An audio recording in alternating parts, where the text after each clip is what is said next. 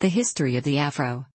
Afro, sometimes abbreviated to fro or described as a Jufro, under specific circumstances, is a hairstyle worn naturally outward by people with lengthy or even medium-length kinky hair texture, wherein it is known as a natural, or specifically styled in such a fashion by individuals with naturally curly or straight hair. The hairstyle is created by combing the hair away from the scalp, allowing the hair to extend out from the head in a large, rounded shape, much like a cloud or ball.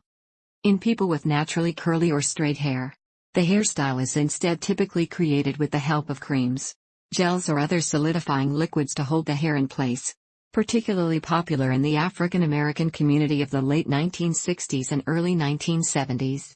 The hairstyle is often shaped and maintained with the assistance of a wide-toothed comb, colloquially known as an Afro pick.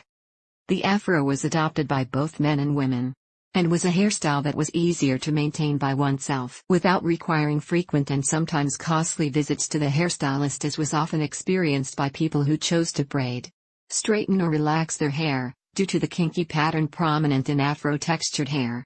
As it grows longer, it has a tendency to extend outward from the head, resulting in a dome-like hairstyle which is easily molded and sculpted into the desired shape.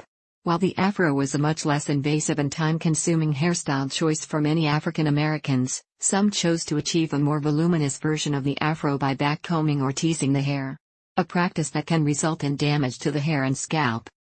The Afro saw some resurgence in both the 1990s and the 2000s. These Afros would take varied forms, some incorporating elements such as braids, beads or twists, as well as various sizes, from close-cropped natural hairstyles all the way to expansive Afro wigs.